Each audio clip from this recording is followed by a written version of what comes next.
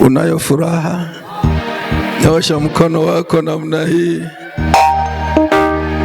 Sawa. Tumekuwa na mfululizo wa mafundisho ya Roho Mtakatifu.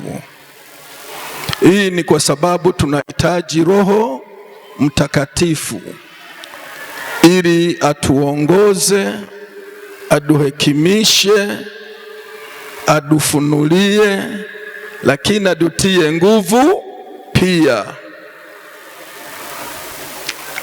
Leo nasikia kusema kitu tofauti kidogo.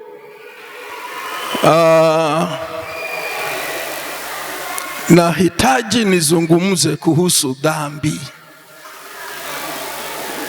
Dhambi.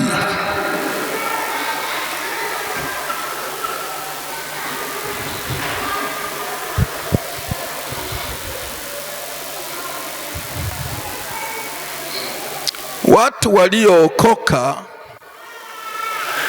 hawatendi dhambi. Kama ni baba ameokoka hatendi dhambi. Kama ni mama ameokoka hatendi dhambi. Na kama ni kijana ameokoka hatendi dhambi. Sasa leo nazungumza jambo hili kuhusu dhambi. Naomba uelewe, fungua masikio, fungua moyo wako ninapoeleza jambo hili la kuhusu dhambi.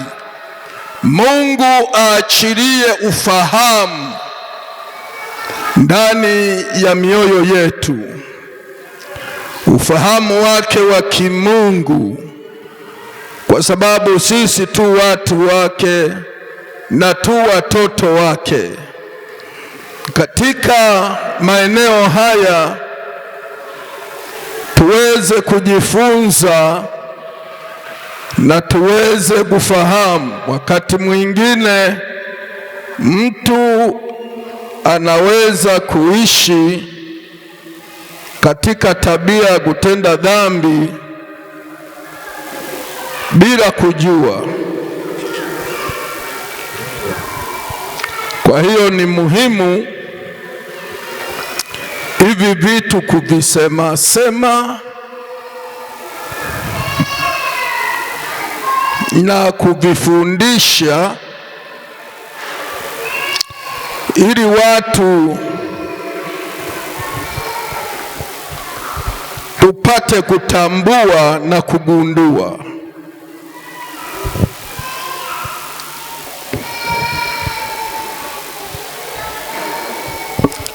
Amina.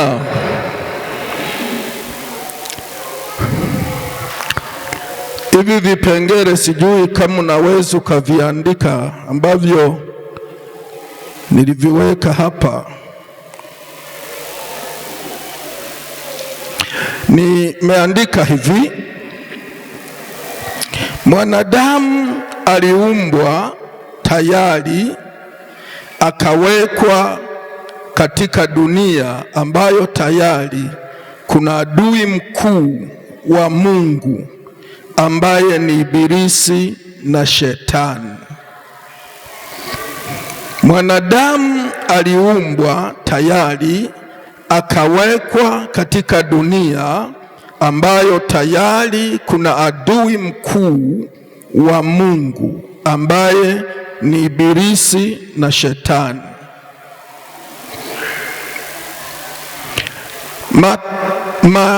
Matashi yake huyu Ibilisi na Shetani alitaka kila kitu cha Mungu kiharibike.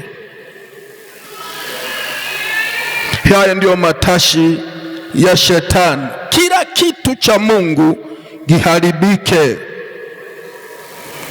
Adamu na Hawa waliwekwa katika dunia ambayo tayari ilikuwa na uovu au uasi au. Kwa hiyo wakati wanaumbwa Adamu na Hawa waliwekwa katika dunia ambayo ilikuwa ina uovu. Maana yake dhambi ilikuwepo wakati wanawekwa. Wasomi wa kibibilia wanasema anguko la shetani lilianza zamani sana kabla ya kuumbwa Adamu na Hawa. Bwana Yesu asifiwe. Hii ndiyo sababu walipoumbwa walipewa tahadhari. Ile tahadhari ilikuwa inasema katika bustani ya Edeni matunda yote wanaweza wakala, lakini mti mmoja hawakuruhusiwa kula.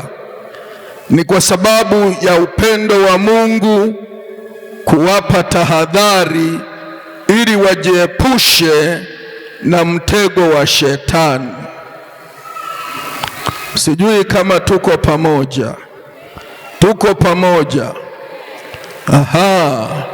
Hiyo ndiyo sababu walipewa tahadhari. Hebu tusome andiko moja katika Isaya 63 mstari wa 10.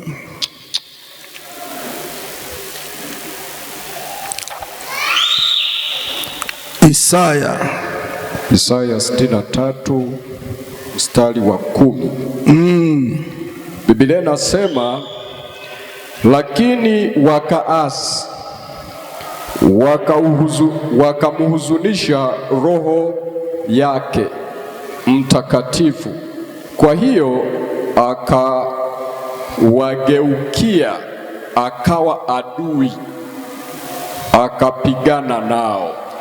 Amen. Bwana Yesu asifiwe. Kwa hiyo maelekezo yalipotolewa kwa Adamu na Hawa, maana yake walitenda dhambi, na dhambi ni uasi. Dhambi ni uasi, ni kuasi maagizo. Dhambi ni kuasi maagizo. Dhambi ni kuasi sheria. Dhambi ni kuasi utaratibu. Dhambi ni kuasi amri au mausia ya Mungu au maelekezo ya Mungu. Hiyo inaitwa dhambi. Bwana Yesu asifiwe. Mwanzo sura ya 3. Mwanzo sura ya 3. Mwanzo 3.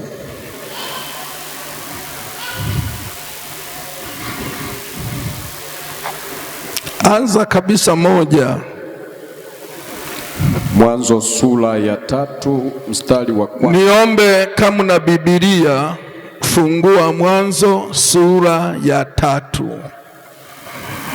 Na ninaomba maneno haya yapate nafasi ndani ya mioyo yetu, kwa sababu mtu anayeweza kuasi na kuacha maagizo au kuacha sheria au amri au mausia yosoma mzee wa kanisa. Basi nyoka alikuwa mwerevu kuliko wanyama wote wa mwitu aliyowafanya Bwana Mungu. Akamwambia mwanamke, ati hivi ndivyo alivyosema Mungu, msile matunda ya miti yote ya bustani?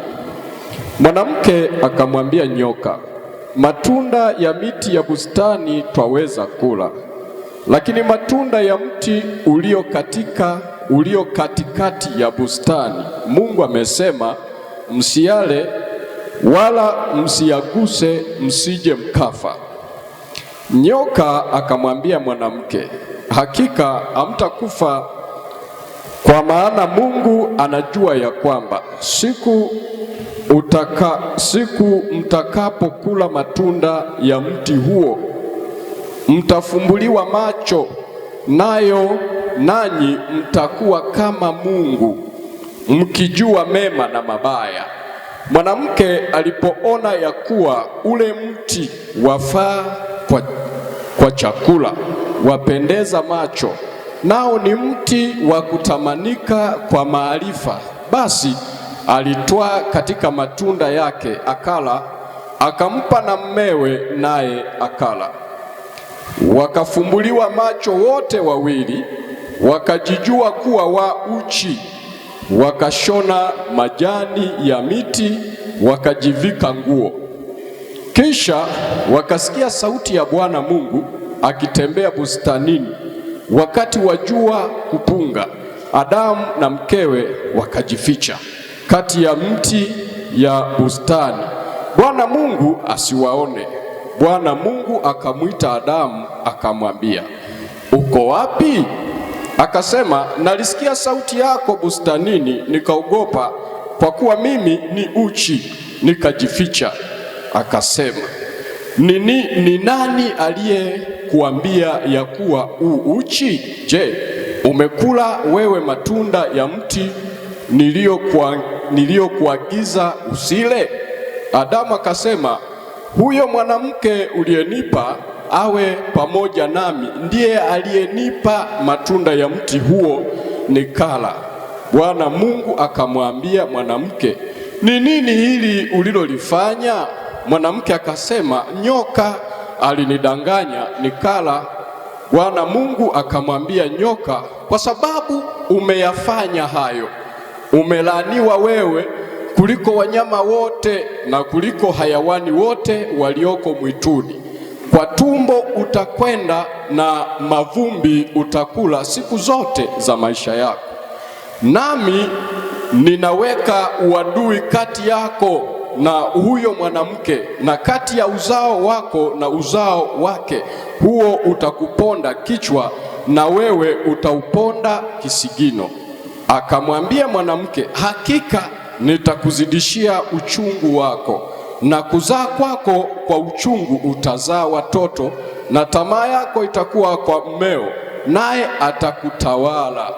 Akamwambia Adamu, kwa kuwa umesikiliza sauti ya mke wako, ukala matunda ya mti ambao nilikuagiza nikasema usile, ardhi imelaaniwa kwa ajili yako, kwa uchungu utakula mazao yake siku zote za maisha yako. Michongoma na miba itakuzalia, nawe utakula mboga za kondeni. Kwa jasho la uso wako utakula chakula hata utakapoirudia ardhi ambayo katika hiyo ulitwaliwa, kwa maana mavumbi wewe, nawe mavumbini utarudi. Adamu akamwita mkewe jina lake Hawa, kwa kuwa yeye ndiye aliye mama yao wote walio hai. Bwana Mungu akamfanyia Adamu na mkewe mavazi ya ngozi akawavika. Bwana Mungu akasema, basi huyu mtu amekuwa kama mmoja wetu kwa kujua mema na mabaya, na sasa asije akanyoosha mkono wake akatoa matunda ya mti wa uzima akala akaishi milele. Kwa hiyo Bwana Mungu akamtoa katika bustani ya Edeni ailime ardhi ambayo katika hiyo alitwaliwa. Basi akamfukuza huyo mtu, akaweka makerubi upande wa mashariki wa bustani ya Edeni na upande wa mto uliogeuka huko na huko, kulinda njia ya mti wa uzima. Amen. Na upanga wa moto uliogeuka huko na huko, kuilinda njia ya mti wa uzima. Baba Mungu, asante kwa kutupa neema tena siku hii ya leo kukusanyika na kujifunza maneno yako matakatifu ya uzima. Naomba Mungu uwe nasi, tusaidie katika pendo lako, kwa maana jinsi hii uliupenda ulimwengu hata ukamtoa mwanawe wa pekee, ili kila amwaminie asipotee, bali awe na uzima wa milele. Baba, tusaidie, tutie nguvu, tufunulie, ili tujifunze na kufundishika katika neema na katika rehema, katika jina la Yesu Kristo Mwokozi. Amen. Amen. Maandiko haya ni maelekezo ambayo Mungu alimwelekeza Adamu na Hawa ili yawasaidie shetani asiweze kuwaharibu na kuwapotosha. Kwa hiyo tunaona katika mpango wa Mungu, Mungu anatoa maelekezo kwa Adamu na Hawa